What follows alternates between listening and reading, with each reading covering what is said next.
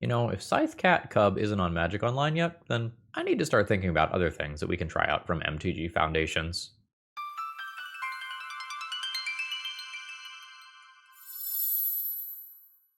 Hello folks, Phil Gallagher aka ThrabenU here for another Legacy video, and today I wanted to look at Burn.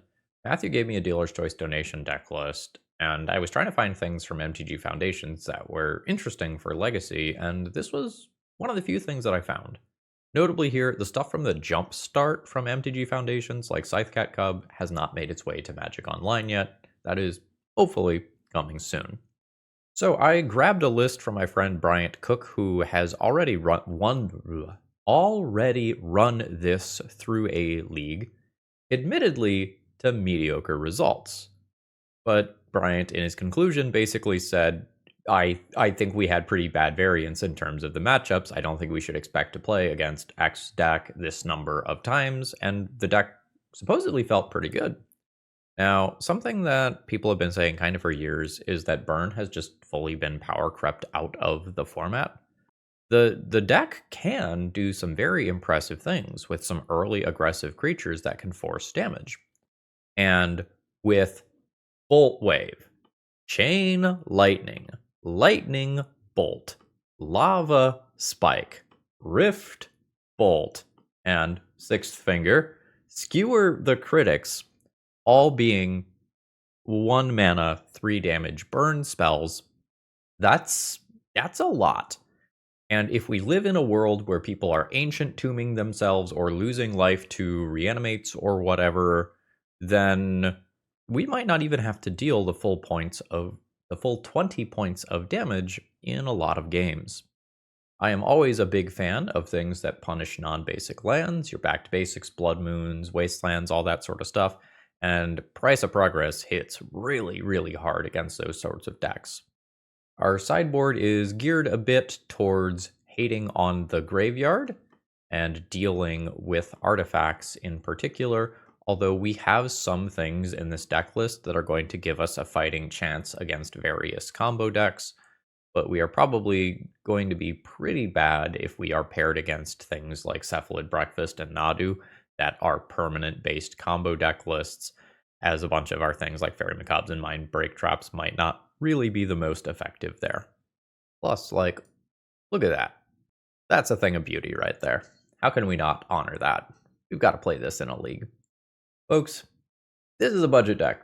You could probably order this entire deck from talesofadventure.com using promo code ThrabenU and maybe spend like $250 or something like this. This is massively budget as far as a legacy deck goes.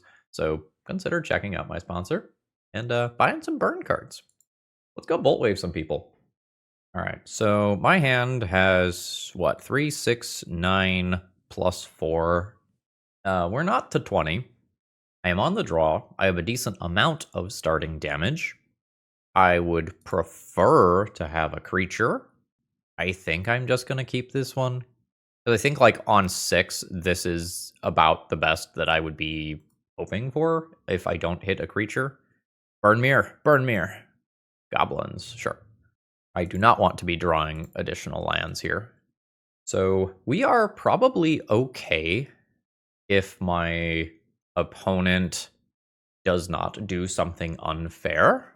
If we are facing down a Goblin Lackey into Muxus sort of situation, I definitely could be worried. But if this is, more value... okay, this is another Foundations card. Beginning of your end step, if you attack this turn, create a 1/1 red Goblin creature token. I've drawn lands for my first 2 draws here, which is not great. I don't think I am going to out-control goblins, because eventually they are just going to Muxus and Goblin Matron and all of that sort of stuff. So I don't think I am going to try. I think I am just going to attempt to believe in the top of the deck here. And I'm going to ignore my opponent's creature and hope that we draw a couple of spells. Oh no, don't do it. Fuck. Notably, sorcery does not target. I do not believe that it is correct to Fireblast this. I think it's easier for me to win this game by dealing 7 damage. Oh gosh. But I kept 3 lands and then drew 2 lands after that. Let's see if we're dead. Nice, we're not. My opponent can make a 1/1. They can immediately throw that at my face if they want, or they could throw like a vial or something. Yeah. So, I'm live for a win still, but it has to be like a Fireblast or something if I'm going to try to race here. I'm going to go at face. Opponent's at 8. A Fireblast can win me this game. Opponent did have another creature. Okay. So I take 2, 3, 4, 5, 6, plus some amount of damage from broadside. I should not die this turn. The following turn I might be in bad shape. Port doesn't matter here. If I Fire Blast broadside. If I Fire Blast broadside, I take 4, then 5, then I'm dead. Yeah, I think I'm just going to try to draw Fire Blast. So we'll be dead next turn. And we have drawn 3 lands as our next draw steps. So I could junk broadside, take 4, go to 1. I can't deal 8 in a single spell. That was just bad variance on our end. We are a land light deck, and we just drew lands after keeping a land heavy hand. So we're probably not sideboarding much. I can smash to smithereens for Vial. Price of Progress is a high variance card in this matchup. It can deal a large amount of damage, but my opponent can wasteland their own lands or just fetch basics. I think I'm going to keep this configuration when I'm on the play, and when I'm on the draw, I might junk like 2 Swiftspears or 2 Goblin Guides to play Price of Progress, or potentially smash 2 Smithereens as well. I have 3 lands again. Assuming that I end up double Fire Blasting, this is 8 plus 6. That is not 20. I think I'm going to try to mulligan this and try to get in more damage with an initial creature. I believe that I am statistically drawing way more lands than I would expect to. That is 3 lands in every opening hand that I have had so far. Send it. Opponent does get to draw a card. 18. There is that cavern. There is a vial. Price of Progress is fantastic. That is absolutely a card that I want to draw in this matchup. Yield to that. So 15 initially. 4 more damage coming in. Boggart Trawler. So this is your MDFC Goblin. I would prefer not to cast Price of Progress on my next turn. Like, I would like this to be worth a pretty respectable amount of damage. Now that my opponent has a Wasteland, and it can potentially save them 4 life, I might have to just fire off Price of Progress for 4 damage. Battle Cry Goblin. Sure. Deck, give me some fucking spells, man. I'm going to go ahead and attack in with both creatures. See if my opponent wants to block. Seer Slicer Goblin. Okay, that's the new one. Our opponent is going to trade with Goblin Guide. I think I'm just going to take my 4 points and get my extra prowess damage in here. Opponent has 7. These trade. I need 2 spells for the rest of the game. Goblin Lackey is rough. File goes to 2. And then this is just a like damage report, how bad is it situation. Trigger. It is a Goblin Ringleader.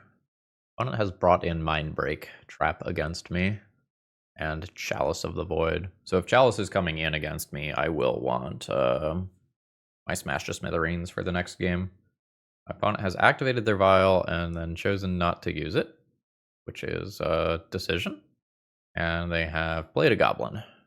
Now they do get the creature here.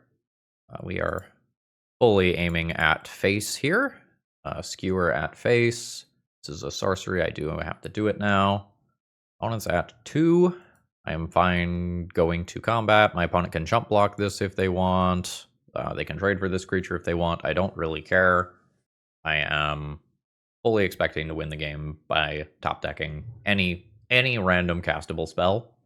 And hopefully not just draw like 3 mountains in a row and die. File. Broadside plus Seer Slicer Goblin is a decent combo. And everybody gets bigger. This is now a lot of damage. 3, 6, 9, 10, 11. Wow, I'm dead if I don't draw a burn spell. Because Broadside can fling for 6. Not great. You may have my graveyard. And then they get a 1/1. And then my opponent Flings. What did they just fling? The token. All right, well, we did draw live. Gotcha. That was surprisingly tight. So now when I'm on the draw, some of my creatures are definitely going to feel worse. So I think I'm into these, and I might play Price of Progress. This is a little slow on the draw. It might not trigger off a lot of my things, but it can deal a lot of damage. If my opponent is already killing me so quickly, maybe I can't take the splash damage here. And this probably deals more than 3 damage on average. I'm gonna trim 2 Swiftspears. What is the expected number of lands? Surely it is not 3, playing 18. This is 12 of 20. None of these can answer an initial Goblin Guide. Soft to a turn 2 Chalice, if that happens. I think I'm going to try to do better than this. I'll keep something like 12 damage later. Yeah, this is fine. I think I'm going to get rid of Skewer. I think I have a reasonable opening hand. All right, there is a Vial. As long as I draw a land, I have a really good turn 2 against that. All right, Guide or Swiftspear. I think I'm just going to do the thing that guarantees 2 points of damage immediately, even if it does potentially give my opponent more land. As long as it's not a basic mountain, I do want them to have more land. Vial goes up. Second mountain. And the Seer Slicer. Now I probably just attack with both of my creatures and get in that creature-based damage while I still can. It is disappointing that I did not draw the second land here for Smash. That would have been a much better turn. All right, opponent going no blocks here. 15. So we have 3, 6, 9, 12, and question mark. So even if I don't get much more in terms of creature-based damage, assuming that I can actually play my spells, this is fine. Oh. So that port is insane against me when I'm on a single land. Especially given that I just have a bunch of sorceries here. Cannot emphasize enough how important it is to draw additional land here, which may or may not actually end up happening. Sorcery, sorcery, sorcery. Not great. Let's try to continue doing permanent-based damage for as long as I can. The broadsides are really going to mess that up, though. Chalice is coming. That's not too bad right now. Ooh, Munitions Expert is bad, though. Means I don't get any damage out of one of these Goblin Guides. Alright, opponent just... Oh, you do take the damage from the other one. I am still maybe okay. I need to draw another land very quickly. That Wasteland hurts me a lot. That makes Price of Progress much less live for additional damage. So I take 5 this turn. Go to 11. See whether or not my opponent is throwing something at my face or is finishing off Goblin Guide. I think I die if I don't draw a land this turn. I did not draw a land this turn. So now I just get ported down again, and even if I draw a land, I can't deal any damage next turn. So this is 2, 4, 5, plus maybe a throw. Yeah, I think this is the point where I can't win anymore. It feels like my losses were just totally outside of my control here based on the number of lands that I drew. Yeah, like, where was this shit last round? This is such a good fucking hand. Turn 1 Goblin Guide, turn 2 Eidolon, and then we bring the pain afterwards. Now, will that pain be to everyone involved, including myself? Yes. But really, isn't human existence about shared suffering or something? We can get philosophical here. Or we can just say red cards go burr. Opponent is on 5. If they are a unfair combo deck of some kind, I do have a good thing for unfair combo as of next turn. So we should be expecting something like Mystic Forge / the One Ring combo here, in which case this is good and this is also reasonable. Handy Trail. This gains life? Unfair. Broken. Ooh. So every card that comes down before this hits play is like super, super relevant. We'll send in for our 2 and then play our persistent damage dealer.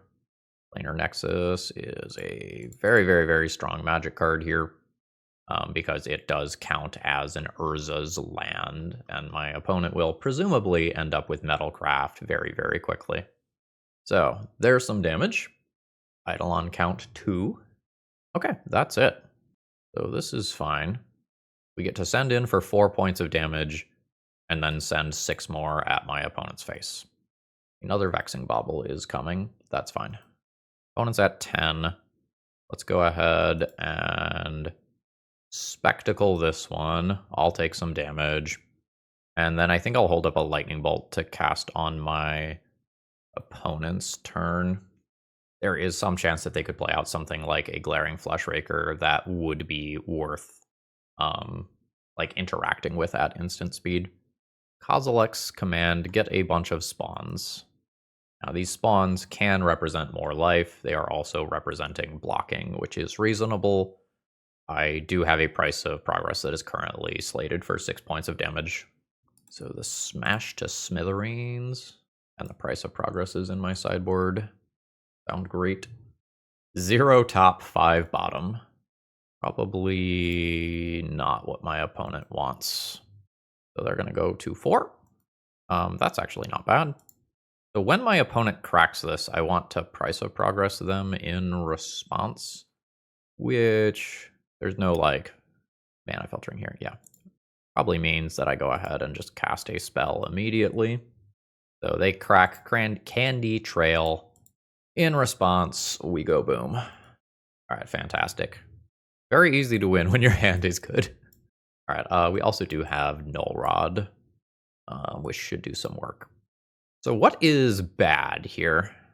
Sorceries are worse than instants in this matchup because of the One Ring.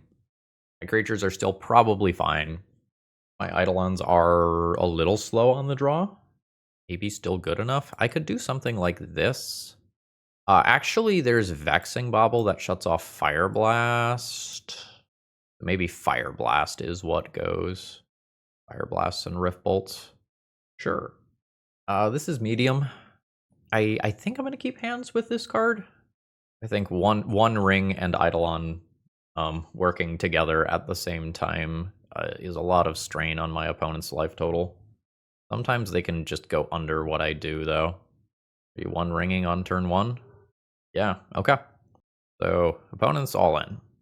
All of my current spells are sorceries. So I get time walked here in terms of mana efficiency, and Smash does not kill the One Ring.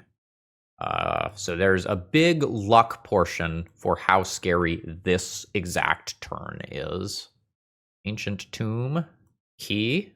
Yep, nope, this is kind of the higher end of what I think we could have expected happening. So now, I don't think it's correct to smash the Key. I think I am jamming this and trying to ride as much damage as I can out of this card, and then trying to smash the supporting cast over the next couple of turns. Again, my opponent might just power directly through what I am doing here. You know, it is possible for Kozilek's command, exile Eidolon, make a bunch of mana, keep going without being hindered by this card to happen in this turn cycle. It is a Wastescape Battle Mage, which is going to junk my Eidolon with Kicker, unfortunately. That's not great for me. My opponent is actively discarding cards. That is great for me. I probably just kill my opponent next turn. So I will go ahead and smash this Key. My opponent is at 9. I will Spectacle, put them to 6. So they take 4 from their own One Ring. They go to 2. They can't tap Ancient Tomb. They are dead the following turn. They still have 4 mana, so they can play a One Ring. If they can play a One Ring, then Ancient Tomb goes back on for the turn cycle. That's a scary card. That's a scary card in combination with this. And we'll just kind of see how nutty this turn gets. Lotus Petal worth a few points of damage. Double Glaring Fleshraker is going to add up so quickly. Might not matter that my opponent is at this low of a life total. Voltaic Key gets an untap for the One Ring. I think that probably kills me. Yeah. Single other spell, single more Ancient Tomb activation is the deal breaker on this game, unfortunately. Yeah, and that Grim Monolith will kill me. So now I get to go on the play. I think I am happy with my configuration here, even though, like, I saw an answer to an Eidolon. All right, 3, 6, 9, 12, 15 in hand. This is fine, even though I don't have a permanent source of damage here. So we'll send in for 3. Opponent is at 5 cards after mulligan. We'll see if there's anything that I just immediately smash. Sure. I will smash the shit out of that Grim Monolith and not let my opponent untap with that. Send it. Alright, that probably significantly slows down my opponent, although they could still have a Tron land and get to, like, 1 ring mana immediately. Oh, but they didn't this time. So, Chain Lightning, target you. You are with Spectacle. Target you. Boltwave. Target you. Well, that's each opponent. I guess we don't technically target. Now, I will need to top deck a little more damage off the top here, but my opponent has 5 life to work with, and sometimes you need a turn cycle or 2 to get going with the 1 ring. Yeah, they say, welp. Now, you know, I could flood out. I could just draw mountains for the rest of the game and lose, but opponent is having the opposite problem here. They're at 2. I'm just going to hold this mountain like I have something relevant. All right, there's a land, but it's not enough for them to get going. There's a land. Okay, we're going. The Noble 2/2. This does stop them from dying immediately to something like a Goblin Guide, but we did just finally draw Lethal Burn. Burns on the board, baby. The difference between round 1 and round 2 here was just, like, absolutely astounding, though. Like, in round 1, where I was starting with those 3 land hands, I just felt a little bit behind, and then when I had these, like, strong 2 land hands, they just felt so scary. Today's video is sponsored by Moxfield.com, and I could say all sorts of great things about them, but I'm just going to point to this number. I have 488 deck lists stored on this site. That should give you a feel for how I feel about this website. And if you were to go to my profile, you could see all the deck lists that I'm messing around with, including my EDH decks, and you can even see some of the deck lists I record with before they hit the channel. Ooh. Now, as far as 3 land hands go, this one's great. Like, having 3 permanent sources of damage here and a Price of Progress as a really strong haymaker to follow that up is quite good. We won't want to draw more mountains beyond this, but this is good. Thank you, mountain. Right on time. Ooh, Goblin Guide did hit play. Now, if my opponent has a removal spell, they wait to kind of see what happens with this Goblin Guide trigger. 4th Eorlingas, so we are playing against a control deck of some kind. In which case, these 3 cards aren't actually likely to deal that much damage to my opponent. Like, white removal is almost certainly in my future. Oh, it's energy, sure. And Price of Progress is not likely to deal much damage either. My opponent almost certainly will just start the game on 3 basic lands. So it's probably not until turn 4 and beyond that Price of Progress actually does anything meaningful. Ponder number 1 shuffles. This is another basic. Ponder number 2 shuffles. That's good for me. Mountains. Holy shit. Okay. I think we will go ahead and just send in 1 Goblin Guide this turn, and then play this to maximize the amount of damage that this will do off of cantrips. So 15. Throw this down. My opponent is not immediately threatening red, white, or white next turn for cards like 4th Eorlingas or Wrath of the Skies, so that's the good news here. The bad news here is that I've drawn 2 mountains after... Oh, fuck yeah. After keeping a 3-lander, but if my opponent does not have access to white mana, fucking get them, basically. Galvanic Discharge is coming, so my opponent will have a way to get rid of 1 of my creatures, you know, as soon as they have red mana. Spell Pierce is a consideration here. Actual Factual Counterspell is a consideration. I think I'm just firing this off anyway, though. 7. Yeah. So that was probably statistically unlikely for my opponent to, like, cantrip 1, 2, 3 times and get some extra looks from Goblin Guides and not find another color. So, I would like to board out Price of Progress. I do not believe that I want to board in any cards, though. So I think this is just we are hitting the submit button and hoping that we don't draw Price of Progress. You know, there are going to be non-basic lands in my opponent's deck, but in terms of average value. The average value of a Price of Progress in this matchup when I cast it might be 2, and 2 mana shock does not feel good. I have a 3-land hand. This Swiftspear could deal a large amount of damage, but I think it is more likely that, especially now that my opponent knows damage is coming, that this card does 0 damage, and then I end up with 9 damage in this hand. I'd be perfectly happy with this as a 6. I'm going to try to run hotter than this. This is about the same. We'll junk 1 Fireblast here. I don't think I am winning this game where I am on the draw. I have redrawn a Fireblast that I don't want. So send in for 1. Yeah.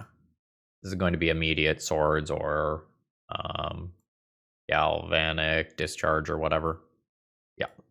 And this is why I wanted to fish a little harder than that first hand. I don't think it is worth going down further resources beyond that. But like the play draw difference is pretty big. I do not want additional lands. I will suspend a Rift Bolt directly into a Teferi and then pass. You may tune the narrative. Got Island Cycling. It's possible this one gets a non-basic. Opponent does not have red yet. Oh, they want white instead. Which could mean like Wrath of the Skies, Supreme Verdict, something like that. Rift Bolt you. Okay. That's not good. Narset occurs. I believe that it is worth killing that so that my opponent does not get another card from that. I think that is acceptable. Narset looks pretty deep. All right, opponent now has a swords. Oh, deck. Oh, deck. So back in the day, Burn used to play some uncounterable sources of damage for when you get into these situations versus the control deck. Exquisite Firecraft used to be a way to just have something that the burn deck, that the control deck does not get to stop. I think by the point that I am doing meaningful things. All right. Anyway, I think by the point that I am doing meaningful things, like when I get like a Swiftspear and I want to like Fireblast because I am getting the extra damage, my opponent is likely to have like Hydroblasts and things like that protecting the stuff that they are doing. Yeah, it's slightly annoying. Sure. This now means that I will hard cast any suspend spells that I draw instead of suspending them. Yep. All right. We'll just do it like this. I was kind of planning on holding these for a little bit later, but we're going to draw this many lands. So be it. Cool. My creatures are bad off. My opponent has a gajillion energy chilling. A gajillion +2 energy chilling. Teferi threatens card draw and bounce. As soon as my opponent draws like a Murktide Regent, 4th Aerlingas, whatever they are, I'm losing my goddamn mind. Whatever they are actually using to kill me, I might be in trouble. Send it. Absolutely fucking send it. Now, if opponent has something like Triumph of St. Catherine that can gain them some life, it is an unmitigated disaster. Surveil land, still no access to red. I mean, they might very easily just have another land in hand here. Okay, so I could take out a Teferi, I could Bolt Face. I think I'm most likely to win if I save up and try to do a lot of this in the same turn cycle. Like with 7 mana, I could try to throw out like 4 spells in the same turn or something like that. I am under no pressure yet. You know, the 7 cards in hand are a problem in some capacity, but maybe I can bottleneck my opponent. I think even though that one costs 3, I can just chill. So the dream might be something like hit my opponent for a little bit and then end up winning the game with a Price of Progress. No counterspell? No counterspell. Taking a Brainstorm, sure. Brainstorm is probably so incredibly good. Any sort of Prismatic Ending style cards that were stuck in my opponent's hand can now go back into deck, and they can just keep instant speed, removal, and especially counterspells. Any sort of Hydroblast cards that my opponent has are very, very good here. And Fairy draws a card. Opponent will be discarding 2 cards. Opponent still has not fetched red mana. I have seen 4th Aerlingas. It is possible Okay, no, there are still red cards in the deck. Yeah, we're chilling. I would like to play 3 or more cards in the same turn cycle here. And if my opponent's deck has very, very, very few win conditions, then maybe I can set up something cool. There's red mana. So if my opponent is just going to put forth Airlingas in play, then I probably do need to play spells next turn. I'm not particularly expecting my stuff to resolve, but this is, 8 initial power, and my opponent becomes the Monarch, which is honestly probably the scarier part. Alright, so I will play a Monastery Swiftspear. My opponent can Swords to Plowshares it. I will cast a Rift Bolt targeting your face. So I can't eat both a Hydroblast and a Swords to Plowshares in this turn cycle. That's the good news. I can eat Swords to Plowshares Force of Will. If the Swords to Plowshares targets my Swiftspear, that does mean it's not targeting their... Ooh, instant speed. Prismatic Ending. Yes. So if my opponent holds Swords to Plowshares, it could be worth 2 life. Rift Bolt. Surely there is a Force of Will or Force of Negation. It is a Force of Will. Alright, pitching Supreme Verdict.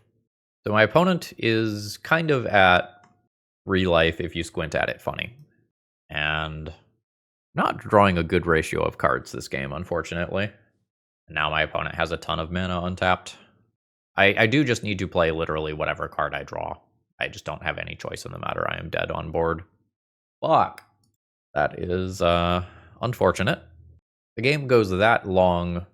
Price of Progress does have some value, but I think I am just going to keep the more consistent damage dealers. I think when I'm on the play, a creature deals more damage on average than Price of Progress, but it's close. I could remove some lands. This is fine. So Lava Spike can hit Planeswalkers, so I guess that means that I Boltwave first. I would love for this card to deal more than 2 damage. I don't think that's going to happen, but I would love that. So we'll fire it off. This is presumably my opponent fetching their white mana for Swords to Plowshares. No! Yeah, you can have your energy. So there is some chance that this does more than 2 points of damage now. I think it's unlikely. Alright. Combat. Send it. Alright, we have successfully done 2 points of damage. Now, my opponent does not currently have red, so we're down with this. 11, assuming it resolves. Cool. Boltwave for another 3. Alright, nice. So that's worth some damage. 4, 7, 10. Do I just Fireblast with this Brainstorm on the stack? That's probably correct. Just don't give them a look for more counterspells immediately. Alright, there's a Force of Will pitching a Narset. Boltwave? Boltwave occurs. Lava Spike target you. I don't mind that I'm taking damage to my own cards here. My opponent taking the damage is so much more relevant. So now, most things that they can play that answer this, kill them. Nice. That felt good. My opponent only had Force of Will for interaction, and their Tune the Narrative didn't give them a good redraw.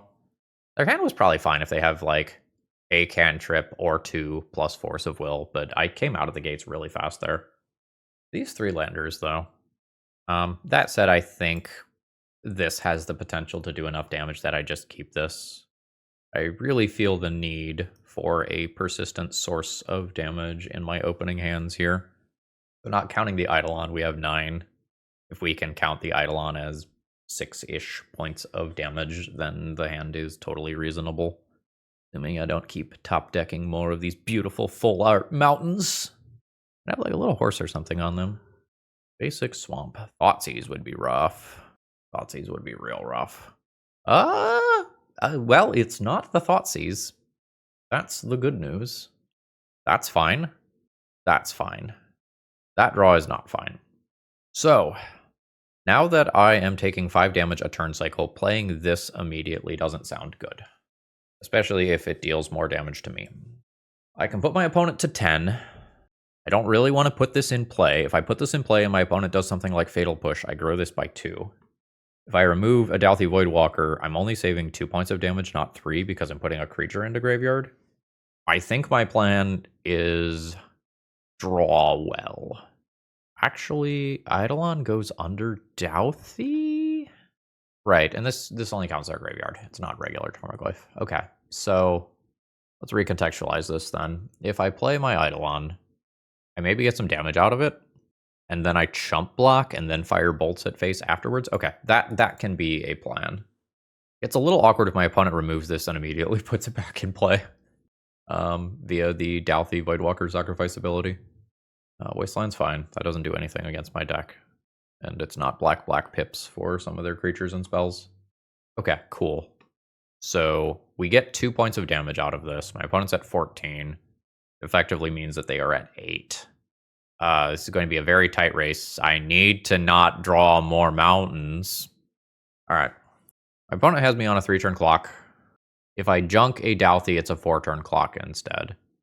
I would need like Fireblast, or equivalent, which I think is unlikely. So I think I am trying to control this game a little bit, which I don't really want to do. But I think that 1 turn is very meaningful here.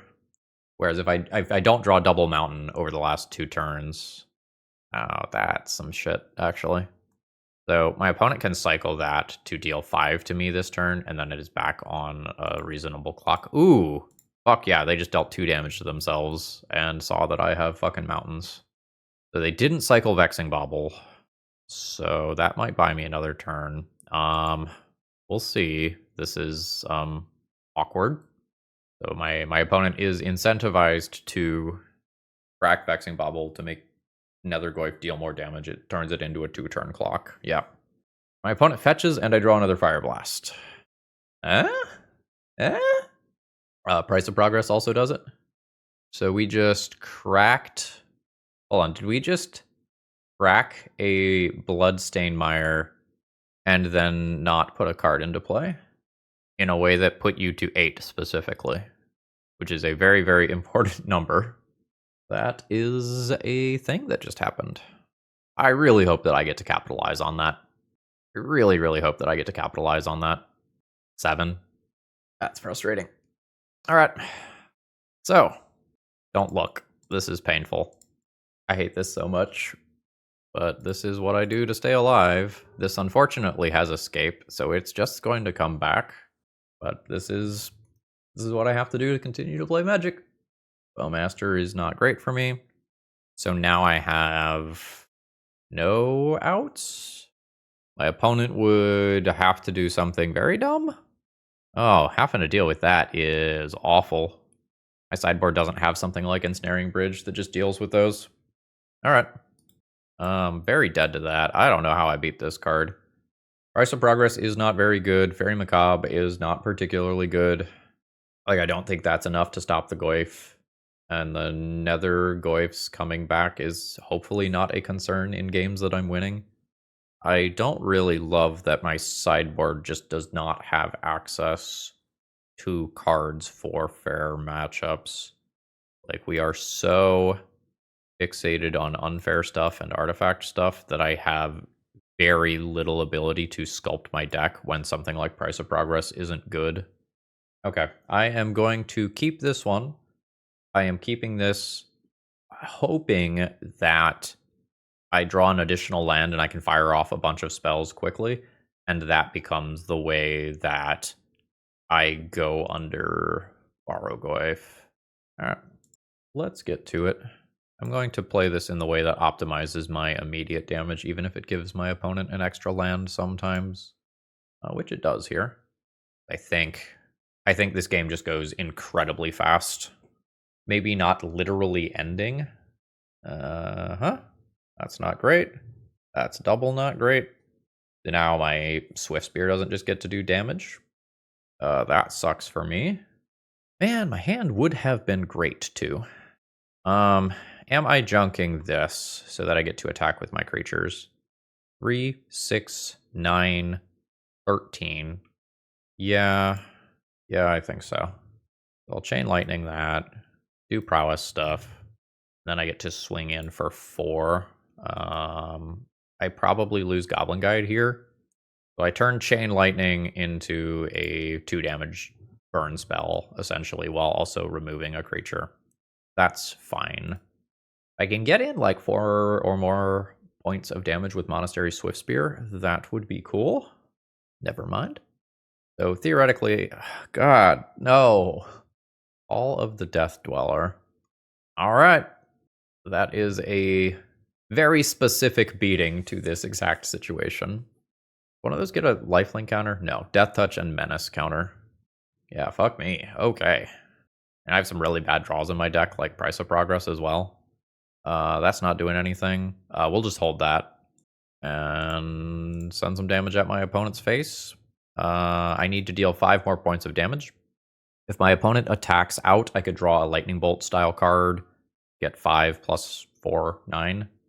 I was F6'd. I wasn't expecting him to Turok. I would not have Fire Blasted anyway. So that's fine. I don't think I can give up both lands and just have 0 ability to cast spells here. Then I like the that means that I'm dead. I take 6 damage here, and then nothing that I can do deals 8 immediately. Rough. All right. So my hand is pretty reasonable. I have 12 points of direct damage plus an Eidolon. This is pretty close to ideal. My opponent has mulliganed a bit. They've gone to 5. Hopefully I just deal a bunch of damage with this, and we don't play a real game of Magic. That would be preferable for me. Brainstorm. It looks at Daze, Force of Will, whatever, to counter this. Oh, it's in play. So we don't know what sort of blue-black deck my opponent is yet. Like, we don't know if this is Reanimator, Tempo, Doomsday, Storm. A pretty large variety of what we could be working with here. Psychic Frog. That's fine. We're going to ignore that card. I am just going to send spell after spell after spell at my opponent's face here.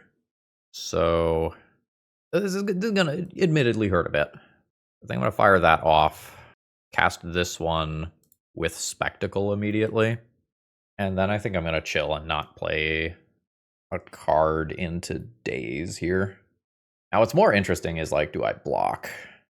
I think no, but it's slightly interesting. My opponent is going for counters. They might go all in on Frog here. Like, that would not be a crazy thing to do, which is why I was thinking about blocking. All right, so I think that's fine. I think I'm going to let them draw that card. I think I'm casting these spells on my own turn. Okay. This is, in theory, 6 to face. Okay. Lava Spike you. Opponent is at 3. Lava Spike you. That is a Force of Will. There is 1 card remaining. It could be Daze. So now, go to combat. Attack for lethal. Opponent will block, potentially discarding a card. They discard a card. At the point where they discard a card, I now know their final card is not Daze. Delicious. That was a turn 4 kill through 2 Psychic Frogs and a Force of Will. Fuck yeah. So we have seen Nethergoyf in game 1. That means that my opponent is probably not doing the reanimation stuff, which means that in this league, I didn't use any of these or these Mindbreak traps. And the only other card that I can consider playing is Price of Progress here, which my opponent may or may not actively play around. I think we're going to go no changes here. It's possible I should junk 2 creatures for 2 Price of Progress. I think I am keeping a hand that has this much gas, and I am hoping that I draw another land to be able to fire off more spells. Let's start with a suspend spell, call it a turn, and we'll see if my opponent just does something like Surveils at end of turn. They like the card. So we have 3, 6, 9, plus another 4 beyond that, plus however much Price of Progress ends up being. And this is not counting the Rift Bolt. So we do have a very large amount of damage here. So I'm going to briefly think about whether or not I'm interested in sending damage at Psychic Frog. I could. Rift Bolt trades for 1 random card in my opponent's hand. A Lightning Bolt trades for 3 random cards in my opponent's hand. And I try to lean on Price of Progress to actually finish this game. Or I can just send 9 at my opponent's face here. This is a game-defining decision. I think I'm going face with this much damage, but I think it's quite close. I'm going to go ahead and Boltwave here. And so that I play around days, I think I'm going to go ahead and suspend a Rift Bolt. And we just kind of see how crazy my opponent goes with Psychic Frog. I think I'm more scared of them if they just dump like 5 cards into Psychic Frog than I am if they just try to play a more conservative game. I am most scared of that exact card, actually. So if I assume literally 0 interaction, my opponent is dead. 3, 6, 9, plus 4. I don't think that's reasonable. I think I'm going to attempt to kill the... The Psychic Frog just fucks me up, though. They just discard any non-land card, and then that counters that. Alright, face. Face it is. Swiftspear does not really do anything. YOLOing and dying to a counterspell? I think so. Because I think this can gain 4 or more life on the next turn and put me out of realistic range of a win. So let's go 7. Let's play Fireblast first. We'll play that one around the days so that my opponent is at a lower life total if this does not work out. That is a Force of Will. At this point, this is outside of bolt range. I will bolt here. I don't think we win. And there was a daze beyond that. Okay, I am comfortable conceding to 5 onboard power with 3 lifelink. That just outpaces anything I could possibly draw. Those Goifs feel basically unbeatable. I don't have anything like Dismember that just easily clears them. And if I had gone in on removing Frog that game, I just walk into not having enough direct damage to race the Borrow Goif. I'm thinking about whether or not I want Price of Progress over some other card. I don't think I do. 4 lands probably is not acceptable, even if these creatures are fine. This is mid. I'm probably keeping it on 6. But I do not think this is a winning hand in all likelihood. I just think it is very tough for me to beat Frog and Goif when backed by the degree of interaction that my opponent probably has. This play plays around days. This play is more prolonged damage over time if it actually sticks. Going to go for the one that is more prolonged damage over time. I think I need to high roll here. And this sticking and dealing like 6 points of damage to my opponent is my way to high roll. Okay, I mean, that's not an immediate answer. There is a daze, unfortunately. I think that play likely wins my opponent the game. I think I now don't have enough raw damage unless I just draw Hotter Than the Sun, which Basic Mountain is not doing. My opponent still has 7 cards. Yikes. Alright. This is where like Psychic Frogs and Murktide Regents and stuff can start coming down in a very negative way. Lightning Bolt does not kill this creature. Mountain. Yeah. I'm not technically dead, so I'll keep playing, but I fully expect that this game is now over. I think my opponent can beat me by going in on Psychic Frog. I think they can beat me by drawing cards with Psychic Frog. I think they can click on their cards in a random order for the rest of the game and beat me. Yep. So about the only thing that I could do here is Fireblast and Lightning Bolt Psychic Frog. And hope that that's good enough, but my opponent is not going all in on it. They're keeping some cards held back, so I'm not going to do that. I mean, this is a meaningful amount of theoretical damage, but I don't think I'm actually going to deal any damage with Monastery Swiftspear here. My opponent still has 3 cards, and they weren't willing to discard them with Psychic Frog. So, Lightning Bolt face. Opponent goes to 12. Let's go in. Let's see if we can do better. Yep. So will I get a Lightning Bolt in? No. Alright. This is fine. We can tap out here.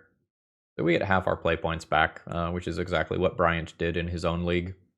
Alright, so how do we feel about this one? For what it is, an extremely budget legacy deck, this is somewhat competitive, but the games are just like not in your control, and I don't think you get to leverage much skill or make many meaningful decisions. Like, there are a couple of points where you can decide whether or not you are trying to control the board, But so much of this game is just like, do I draw Mountain or do I draw a card that deals damage? And you don't have any manipulation here to adjust your draws. The power level is appropriate to the Legacy format in that, like, you are doing something on a pace that is acceptable for Legacy. If Legacy gets some bans and the format slows down a little bit, this might be something that you could register without being embarrassed. But I don't like this deck right now as it is currently constructed. I don't like the fact that I have no ability to board out Price of Progress when it's bad in any sort of fair matchup. I don't like the fact that I have no adjustments for fair matchups. I don't have an ensnaring bridge to stop those large creatures. I don't have Searing Bloods to remove opposing creatures while also deal damage to my opponents. I think the sideboard needs some retooling. I am not sure how good something like a roiling vortex might be right now. I don't know if this is enough raw damage to be worth considering. There's a lot of free spells in the format between your Lotus Petals, Force of Wills, Dazes. There's maybe some consideration to something like this. I think I just want something that can remove Psychic Frog, and if it can also hit a Barrogoyf, that's cool. You know, Dismember, you could play some blasts, like Red Elemental Blasts or Pyroblasts in the sideboard as well, and that's not crazy. If you have any thoughts about the list, throw them down in the comments below. I would actually like to hear what people think about this. I don't know if you can shave any lands past 18. Like, it was horrendous when I was drawing too many of them, but like, you do need 2 to have a functional opening hand in a lot of cases. Because if you have a Monastery Swiftspear opener, you want to play this on 1 and then 2 spells on turn 2 so that you are getting 3 points of damage out of this. And if you shave on lands too much, you don't get to do that anymore. And then this is a much weaker 1-drop. Yeah, so let's call it a day there. You want to order an entire burn deck? Promo code ThrabenU. Save yourself a little bit on it. And I hope you all have a wonderful rest of the day. See ya.